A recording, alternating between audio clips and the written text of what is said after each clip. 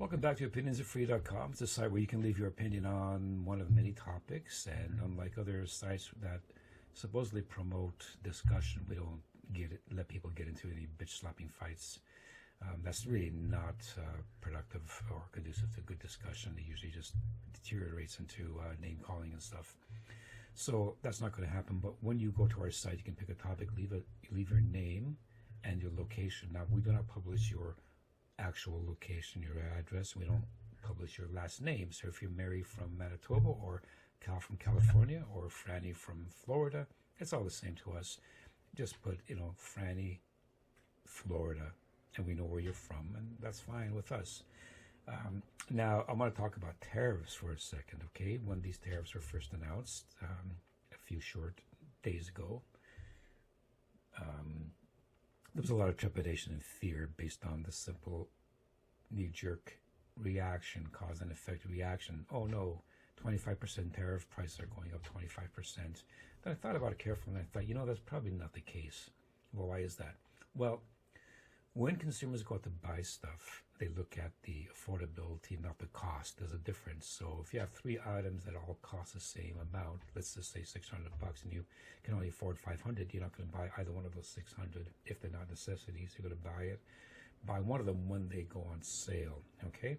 So if tariffs, if these $600 items have a 25% tariff, it's not going to be passed on to the consumer solely because most consumers are already saying, no, we're not going to pay that. So typically the manufacturer, the distributor, and it could be a wholesaler, there could be importer, there could be 3 or 4 or 5 different groups involved in bringing that to the market. But let's just say there are 3, those who make it, those who bring it in, and those who sell it. They're going to likely split the cost of that tariff among them equally to whatever degree they can agree on, and then a certain amount is going to pass on to the consumers. So if there are 3 and then they split it 4 ways, with 1/4 going to the consumer, you have roughly 3, 6, 9, and 12, so 3%. So it might be a slightly inflationary increase in prices, but unlikely that it'll be the full 12% because the people who make these things, the people who import these things, the people who sell these things know that if the consumer does not want to pay 25%, they got a problem, right? Okay. So let's look at a few other things, though. In North America, 55 to 58% of North Americans, be it Canadian or American, are involved in the stock market to one degree or another. But in the U.S., and I don't have Canadian numbers, but in the U.S., 90% of the stock market is owned by 10% of the population. Or, yeah, let's call it that way. Now, that 10% number, it doesn't make clear whether or not that's 10% of the 100% or 10% of 58%. I don't think that's really critical. The whole point is that a small group owns the majority of wealth in North America, let's say U.S., okay? And the other portion owns small, little, almost insignificant parts of it, but it's still 10%, all right? Now, when it comes to corporate profits, if a corporation produces items, a company produces items, and the end consumer does not want to buy those items, does not want to pay for those items, you got a problem because it could drop their profits. And, for corporate governance, from that point of view, they have to do whatever they can for the shareholders, and that is more important than what the consumer wants, which explains perhaps why so many companies outsourced and moved out of North America to build in cheaper jurisdictions to, bring prices down, but for the most part, it was to bring profits up, not so much to bring prices down. Now, corporations facing lower profits can either eat losses or lower profit expectations or try to maintain profits by cutting back on costs and obligations. Getting back to that, will they willingly accept lower profits? When I hear a report that such and such a corporation may be making lower profits in a given quarter or year, that corporation will usually make itself the victim of the market, government decisions, and so on. If profits cannot be maintained, cost-cutting can occur, which leads to other issues such as higher unemployment, which then eats into further sales. Now, this is less true for essentials, as consumers need their food, health items, first aid, and medicines, but with non-essentials, that is another matter. Corporations that are too big to fail, remember GM a few years back allows for government assistance, which is just another form of taxation on taxpayers because the governments don't actually have any money. They say they do, but in reality, governments don't have money. Governments take money from you through taxes and fees and then redistribute accordingly. And if they distribute that money to corporations that are saying we're too big to fail, we need to preserve these jobs, give us some help, then in reality the taxpayers are supporting not only the jobs but also the CEOs that are making lots of money on top of that. Okay, and that's the same for banking sectors. There have been a number of bailouts. Well, that money came from somewhere. It wasn't from the government. It was from taxes that the government is collecting from you. Don't let anyone tell you that the government is helping these banks. The government is taking your money to help these banks for whatever reason. Now, when the government hands out assistance to corporations that are still reporting a profit, is that profit simply due to good governance, or are the taxpayers actually supporting the corporation's share price and executive compensation? We talked about that briefly. As I give you an example, I can give you part of the flood. I'm getting over bronchitis, so my throat's a little off. The CEO of GM currently in 2025 earns $27 million. The average American worker makes about $55,000, I think the figure was, and that changes. Larry Fink earns about $26 million. So if you as an average worker start working at age 20 and over the average working life, let's say 40 years, you work until you're 65, you make that $50,000 because there are years when you make more and years when you get laid off and you're unemployed or whatever. That's roughly, let's say, $2.2 million a year. So how many lifetimes do you have to work to earn as much as Mary Barra did? Right? Do the math. 2.2 into 27 million, you get an incredible number. Same with Larry Fink. So these people, and they're making the money every single year. Okay, so you could be working for hundreds of lifetimes and not ever make what they make in their one working lifetime. Or you can say that you can work your entire lifetime and not earn as much as one of these people will make in a year, or in some cases even a month. So there's an incredible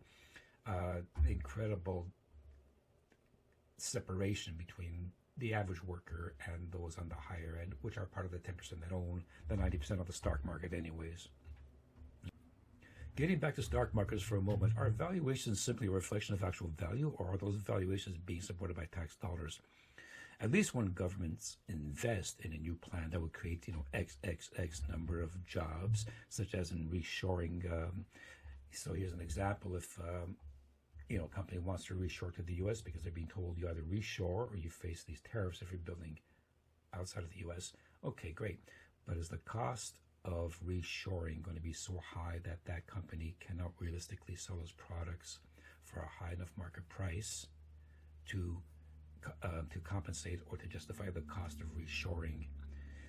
That's going to be the argument, and that will be the argument that corporations will use in order to get money from the government, saying, look, you wanted us to reshore, we'd love to do it, but we need more help because otherwise we can't reshore and we cannot hire all these people that you want us to hire. And then governments will face the wrath of unemployed people who are saying, what happened to all of this rebuilding you promised? So in a way, corporations got you by the nards, right? And we know that every 4 years there's a change in government. There's usually a change in government, and all these unemployed politicians have to go work somewhere, don't they? Anyways, getting back here for a second. If tariff pressures then lead to lower production and the production does not meet demand, as I mentioned, then inflation can kick in. So in an offhand way, tariffs are part of the cause of a larger problem that is due to greed. Okay? Corporations that are making massive profits have to take part of the hit for the cost of bringing jobs back and rebuilding the domestic working economy. It's going to benefit them anyways, without leeching off the government and you, the taxpayer. They will fight that tooth and nail, you know that.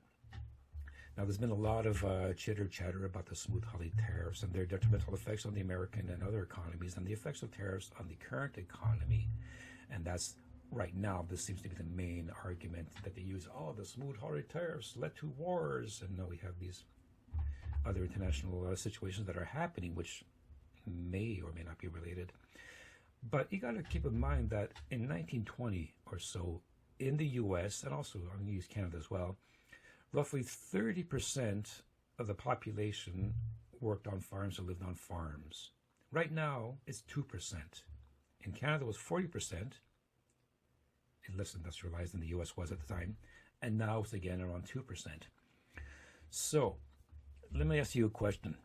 So if tariffs cause corporations to place their profits before the average citizen, as they may legally be obliged to do, and they are legally obliged to do that, and they lay off masses of workers in an effort to maintain stock values so that the 10% that own 90% of the market can continue to increase their net worth, and if the cost of food increases due to the strained manufacturing and supply issues, even though farms are much more productive today than they were 100 years ago, will we be seeing mass hunger in North America?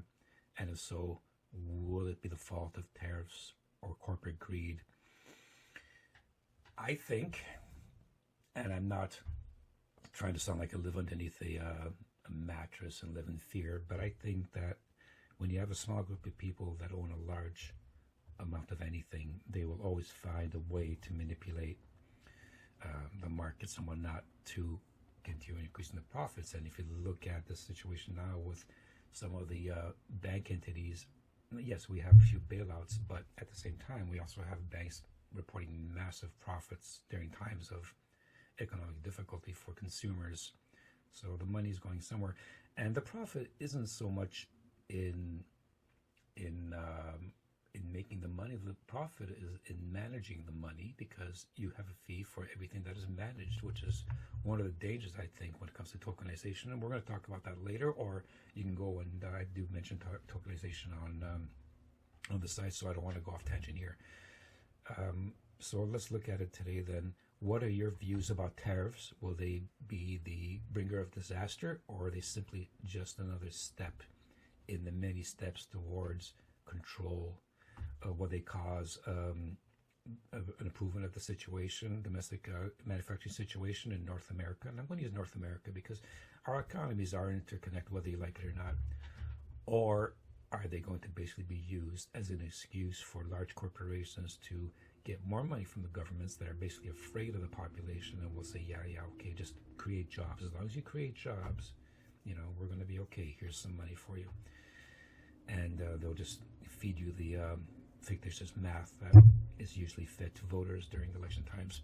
Anyway, so opinionsofree.com. Leave your opinion on tariffs, on corporations, on whatever you want, on housing, on who makes any good cars these days, on any issue that you see on there. Or if you want, you can even ask to have a certain topic added to the site. And please leave your name, your last edition if you want to, and your location. And please, if you like this video, please hit like the bottom of YouTube or whatever vehicle is carrying this video. And also, if you want to subscribe, because I'd love for this to go out and build, because I really want to know what people feel. I don't want to watch the same 3 news stations and get their opinions of what people think, because generally they're so biased, it's just not, it's not even worth anyone's attention. But I want to know what you feel. And you know what? I hope everything works out to your benefit. Take care.